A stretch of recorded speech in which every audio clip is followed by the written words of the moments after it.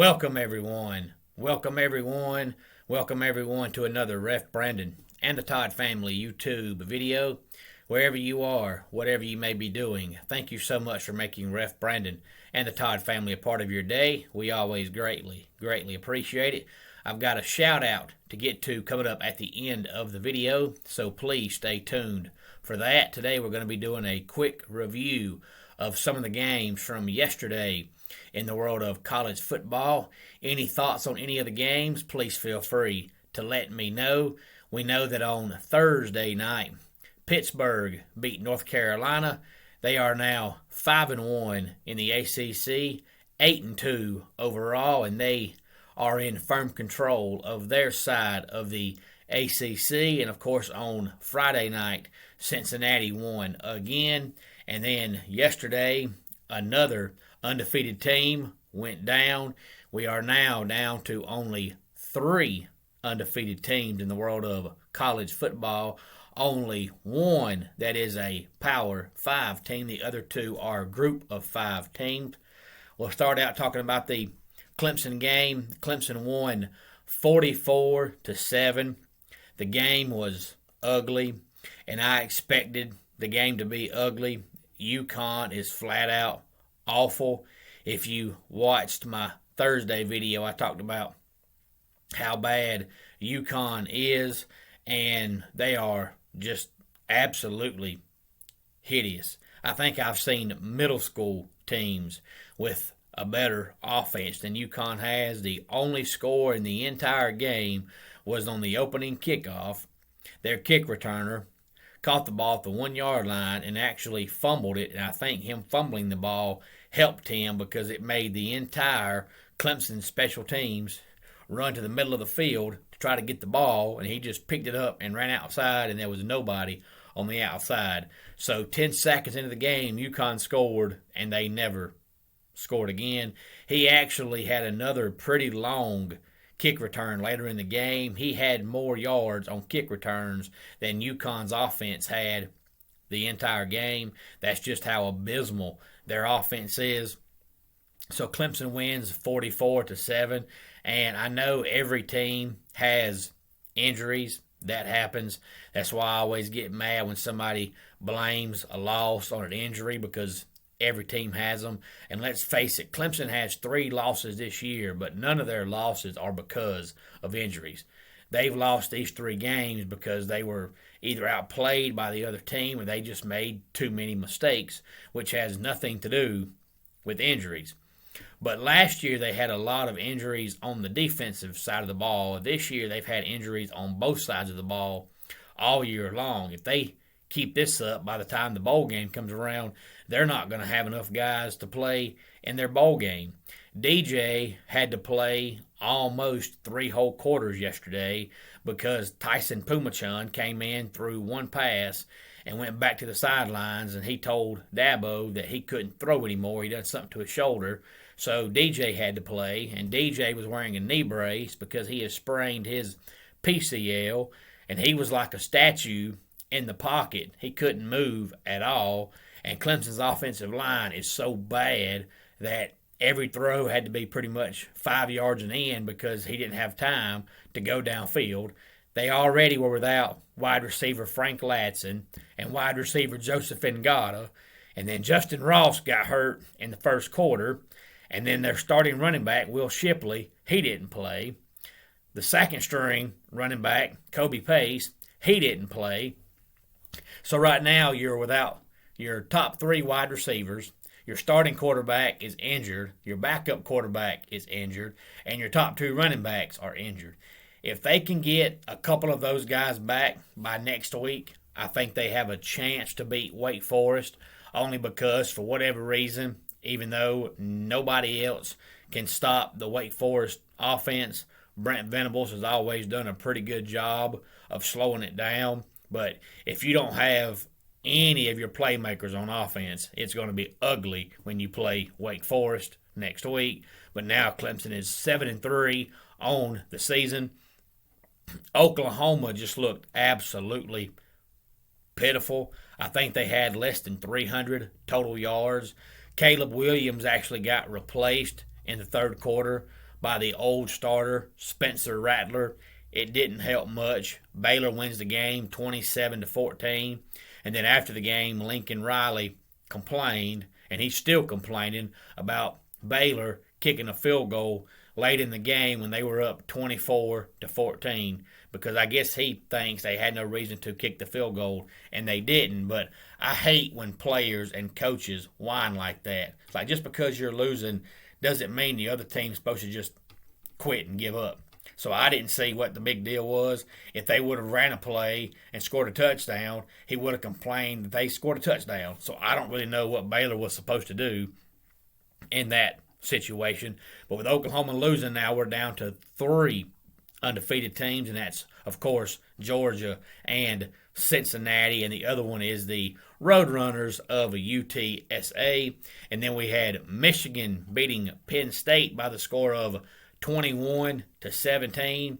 It was 14-6 Michigan for a long time, and then about middle of the fourth quarter, Penn State scored a touchdown, went for 2 and got it, and made it 14-14. And then they got the ball back and kicked the field goal and went up 17-14. So it looked like Michigan was going to crumble again, but they got the ball back. They scored. They won the game 21-17. So now they are 9-1 on the season. And then I wrote this game down just because of the score, and that was Florida. They beat Samford, but Samford scored 52 points. Now, if you recall, Florida got beat last Saturday, but they just looked pitiful against South Carolina. So they responded either on Sunday or Monday of last week by firing Todd Grantham. But I think it's obvious now that Todd Grantham was not the issues and not the problem for your defense, because Samford scored 52, but 42 of those came in the first half. That was the most points Florida's ever given up in the first half, and they gave it up against lowly Samford. And then we had Iowa beating Minnesota by the score of 27-22. I know I mentioned on Thursday about these teams battling for the what they call the Floyd of Rosedale trophy or something like that, but really it's a 98-pound gold pig. So I don't even know if you call it a trophy or not, because it's really a pig, and that thing is ugly, but they play for it every year. Iowa has now won 7 in a row in that series, and Minnesota has not won in Iowa since 1999. But I wrote this game down because Minnesota has a player. His first name is K-O.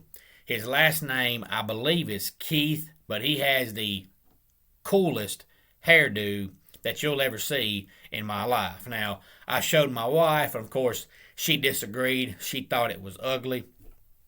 But if you have not seen it, please get on Google and type his name up and see it. I think it's very unique and very cool.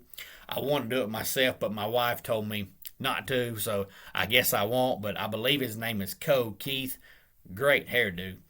And then we had Georgia beating Tennessee by the score of 41-17. I know I said the other day that I thought Tennessee would score the most points that anybody has against Georgia this year, and they did. They were right where I thought they would be. I said they would score between 17 and 21, so right where I expected it to be. I know I mentioned the other day that a coworker of mine acted like I said Tennessee was going to beat Georgia just because I said they would score more points than anybody else has, which I thought that, and they did. And then on Friday at work, he asked me if I still thought that, and I said, yes, Tennessee will score more points than anybody else has. And he said, you think that Tennessee will cover the spread? And I said, I don't even know what the spread is. All I know is Tennessee's going to score between 17 and 21, and Georgia's going to score 35 plus. So it's about right where I thought it would be. So nothing shocking in that game. And then we had Ohio State beating Purdue by the score of 59-31, but honestly, it wasn't that close. Ohio State's first 6 possessions, they had 6 touchdowns. They had 42 with like 8 minutes to go in the second quarter, so they could have easily scored way more points than that. I think it's the fifth time this year that Ohio State has scored 50 points or more. So their offense is clicking right now. They are rolling. And then we had the rivalry game of Florida State and Miami. Florida State came out on top by the score of 31-28. They're now 4-6 on the season. They still have a chance to make it to a bowl game, especially since their last game is against Florida, as bad as Florida has looked the last couple of weeks. So Florida State may get to a bowl game in the second year under Mike Norvell. And then in the battle of the Columbia teams, the Missouri Tigers beat the Gamecocks by the same exact score. Florida State beat Miami 31-28. I'm sure a lot of the Gamecock fans thought they had turned the corner because of them beating Florida last week, but I think we see now that that's just because they're just not any good. So with that win, Missouri improves to 5-5, and South Carolina falls to 5-5. And then we had Wake Forest beating NC State by the score of 45-42. This game had about anything you could hope for and ask for in a college football game. Wake Forest won the game 45-42, but NC State had a kick return for a touchdown. Both teams missed a field goal. Now, Wake Forest missed field goal with 53 yards, which is a pretty lengthy field goal, so a lot of kickers miss one that long. But the one NC State missed was, I believe, less than 40 yards, and he just shanked it bad to the right. But NC State's quarterback, Devin Leary, actually outplayed Wake Forest quarterback Sam Hartman. Sam Hartman is usually a really good quarterback. I don't know if he didn't feel good last night or if he had some kind of injury or what the deal was, but he had wide open receivers all night long and just missed them. He actually threw 3 interceptions. Devin Leary threw 2. But Devin Leary had thrown almost 300 straight passes without interception. And then he threw 1 2 weeks ago, 1 last week, and then 2 last night. But I think Leary had 408 passing yards and Hartman had like 290. So it was a great football game. NC State scored and made it 45-42 with about 45 seconds to go. Did the onside kick, and they actually recovered the onside kick. But they actually touched the ball about a half a foot too soon. I mean, on the onside kick, the ball has to go 10 yards, and I would say that he probably touched the ball on about the 44 3/4 yard line. So one more foot, and he recovers that ball, and NC State has possession. He touched it just a split second too soon. So a great football game. Wake Forest is now 6-0 in the ACC, 9-1 overall.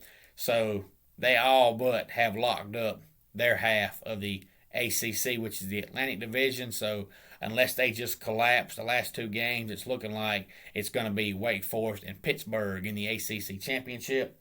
And then we had Boston College beating Georgia Tech by the score of 41-30. And the only reason I even mention this game is because I know we have a few Georgia Tech fans here on the channel, and I've said from day one that I think Jeff Collins is an absolute joke. I've said from the very first game he got hired, he's a clown, and that was because his first game there, they played Clemson on that Thursday night, and they got their brains beat in. But as soon as the game ended, Jeff Collins was on the sideline clapping, and I was thinking, what are you clapping for? Your team just got destroyed. So ever since then, I've had no confidence and no trust in Jeff Collins, and if I was a Tech fan, I wouldn't want him there.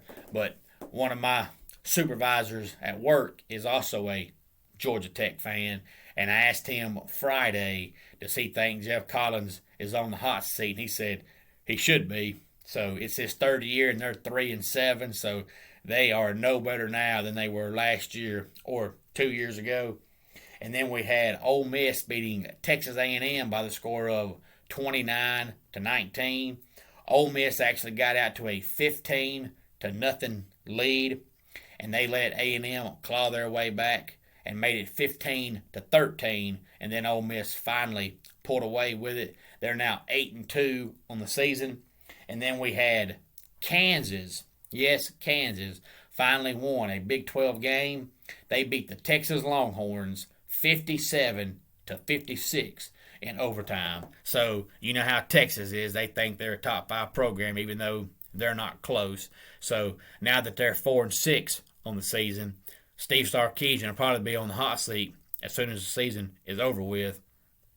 But those are just some of the things that happened Thursday, Friday, and yesterday in the world of college football. Any thoughts on any of the games? Please feel free to let me know. A quick shout out to the Texas Tech kicker. He actually made a 62-yard field goal to lead the Red Raiders over the Cyclones as time expired. And 62-yard field goal is long even in the NFL. So a quick shout out to the Texas Tech field goal kicker for making a 62-yard field goal. And this probably won't happen, but here's what I would like to see. I want Alabama to lose again. I want Ohio State to lose again. I want Oregon to lose again. I want Michigan to lose again. Basically, I want every one-loss team to lose again because there's never been a 2-loss team make the playoffs. So if Georgia finishes undefeated and Cincinnati finishes undefeated, well, we know those are, 2 playoff teams. But who will be the other 2? If every other team has 2 losses, somebody with 2 losses has to get in. So that probably won't happen, but I would love to see that and just see basically every team except Cincinnati and Georgia have 2 losses. I would love to see which 2 teams they would pick to put in the playoffs along with Cincinnati and Georgia. And I know it's holiday season now. My wife and I have talked about doing some kind of family function video. We don't know, what it's going to be yet. I just wanted to throw that out there. So if you watch this video and have any ideas, please feel free to let us know. Would you like to see us just go live and chit-chat and get to know everybody a little better and give all of the subscribers a chance to get to know us better? Or would you like to see us play a game? If you've been a long-time followers of us, before the YouTube page started, we used to get on Facebook about once a month and try all kinds of weird foods or weird drinks. Would you like to see that? Any thoughts, any ideas, please feel free to let me know. And my shout out today goes out to my man Jason, who lives in the upstate of South Carolina. He is a Clemson fan. He wanted me to say, go Tigers. Jason, thank you so much for subscribing. And when I was talking to Jason, I told him this, so I'll go ahead and say it on here as well. Whenever we get to 1,000 subscribers, we want to have some kind of a meetup. It ain't going to be nothing fancy, nothing outlandish, just a small meetup. It doesn't even have to be a whole day event. It can just be 2 or 3 hours. We just want to be able to have some kind of event, function somewhere that has a, big enough place, whether it's indoors or outdoors, for us to meet people in case a lot of people show up, because we would rather have it at a building that's too big and not need the room than have it at a small building and we need more room because we have more people show up than we expected. We don't know if it's going to be at a park, maybe at a restaurant. We just sit down, have a meal with everybody, just something to allow us to meet all of our subscribers, because some people we know personally, some we don't. And I've been, watching YouTube for a long time, and some people are not the same in real life as they are when they're on camera. So we just want everybody to know that we're the same, whether we're behind the camera or not. So it's just something that we want to do whenever we get to 1,000 subscribers. So we'll talk about it more as the time gets closer to that. So if you have any ideas, please feel free to let me know. It's probably going to be, in the Anderson area, somewhere along in there, because where we live at, there's just not a lot of big places to go and have any kind of event like that. And most of our subscribers so far are from the upstate, which is great. So we want to go to a place where the majority of the people are going to be, because we would rather have 200 people show up than have 20 show up. And we don't want everybody to have to drive a long distance. So it's probably going to be somewhere in the upstate, whether it's, Anderson, Greenville, somewhere along in there. Just wanted to go ahead and throw that out there as well. So if you have any ideas or maybe know of a place, please feel free to let me know. Let's go ahead and get our dad joke of the day in here. When I get to work, I immediately hide. Good employees are hard to find. And that wraps it up for today's Ref Brandon and the Todd Family YouTube video. Until next time, it's Ref Brandon saying, just like in pro wrestling, life can be over by the count of 3. Tell your friends and family how much you love them. Bye.